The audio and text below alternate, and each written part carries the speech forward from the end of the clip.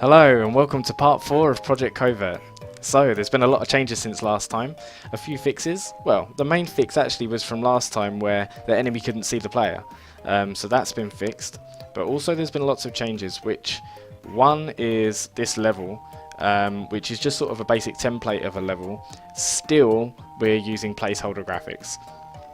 Promise you we're going to do some actual graphics soon, but I wanted to kind of get the idea of what a level layout should be like and how the gameplay worked around that. So one of the other things is that level unique scripts. So basically each level can have a script attached, which is really a simple thing, but what it means is that I can control camera angles when the player gets to a certain area, or if I want a sort of boss enemy or anything specific for a level, I can just put that into the level script. The other thing I'm just going to show you is this little intro thing, which isn't really an intro. All it does, don't know if you remember from what I said last time, is I wanted the enemy to sort of explode into existence, and the player to explode into existence, and the player is still just a block. But yeah, I'll just show you what this looks like. The camera sort of pans out, you get all this little puff of smoke.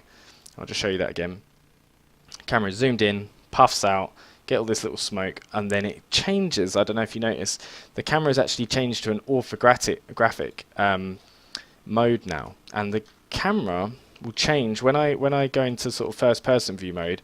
It will go back to standard normal mode, and then when I come out of it, it goes back to orthographic mode. And I think that orthographic, I messed around with this level a lot.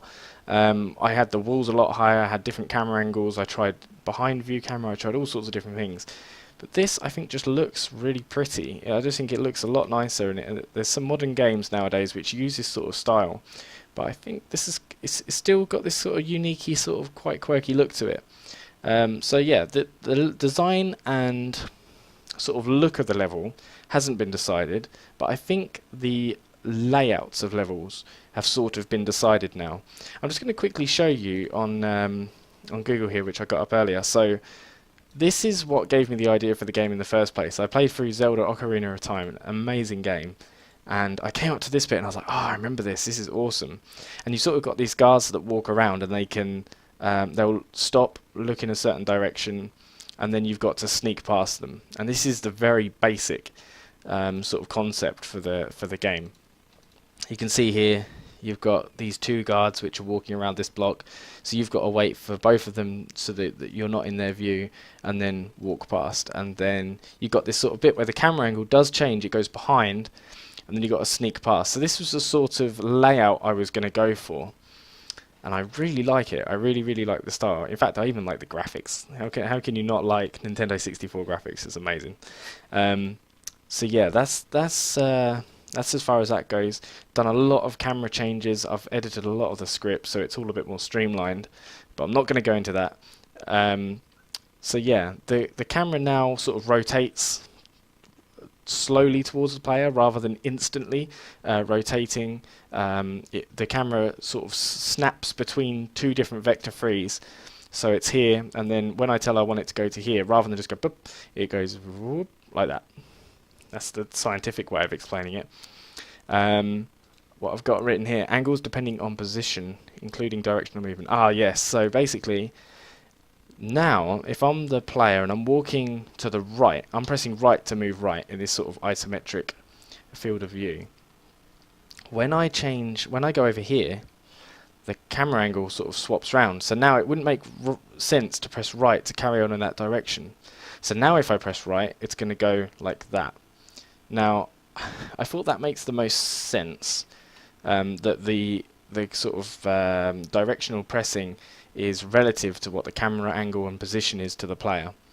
But I'm still not 100% sure whether in this situation, this specific situation, down should be going this direction and up should be going in.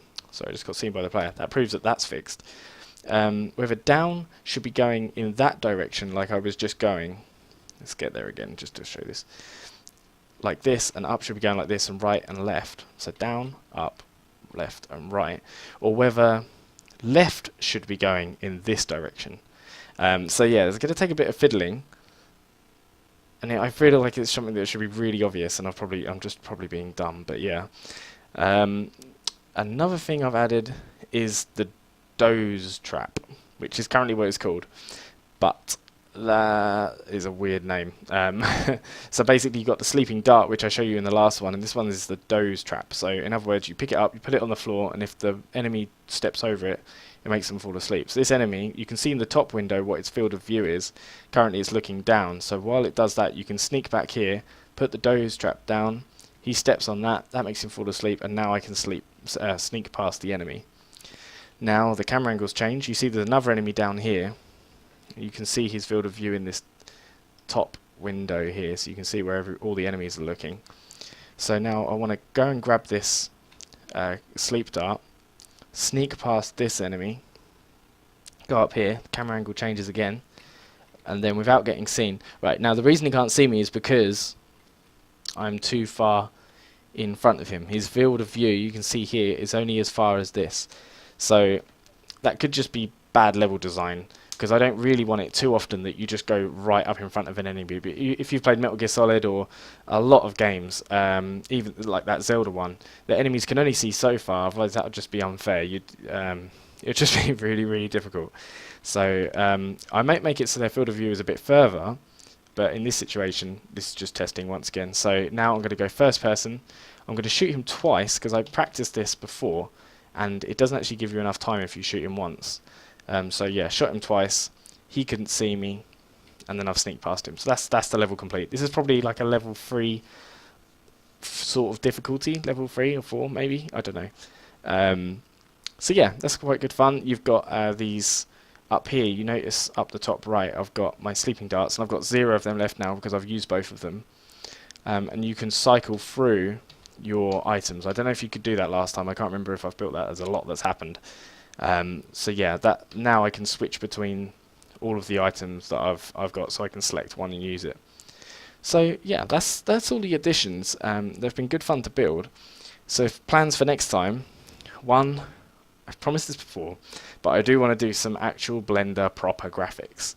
I really wanted to see what the game's going to look like. This was sort of still a test to see what sort of level design I wanted to go for before getting into the nitty-gritty of building a 3D proper level. But now I'm pretty happy with the style of layouts and gaming that I can sort of achieve, and the size that I should build the level at. Because when I first imported my level, it was so big that it would have taken like a week to walk from one side to the other. So yeah, now I'm sort of understanding all that, because as I said, that I'm really new to 3D development. Another thing is to make enemies have sort of gravity, so that they can walk up and down slopes and things like that. I also wanted to be able to jump and open doors and close doors and stuff like that, so there's some more gameplay elements there, which would be quite fun. Also an end of level, so when you get to where I am now, rather than just sort of walking off the end and forgetting that you're on camera, yeah, rather than doing that, it actually ends the level. The camera sort of pans round and it says, yeah, you completed the level, sort of Kirby dance style. So something like that. What else have we got? Oh yeah, something that shows which inventory item is before or after the currently selected one. So as I said right at the beginning, I'm not going to be able to show this because I've only got no items. Oh, I am. Okay. Okay, so it does actually put them into my inventory. It just says I've got 0 of them. So you can see here, I've currently got nothing, then there's a dart, and then there's this. And I want it to be, so to the left and right of that maybe there's like a little indicator to show what is next and what is before. I thought that would just be a bit nicer to show the user what is in their inventory, and if they was to select the left or right item, they know what they're going to select. Just gives them a bit more control over the game. So that is everything for this one. So yeah, if you've got any ideas or questions, please let me know. If you'd like to see more of these videos, then obviously subscribe and like, I'd really appreciate that. So yeah, thank you very much for watching, and I'll see you in the next devlog.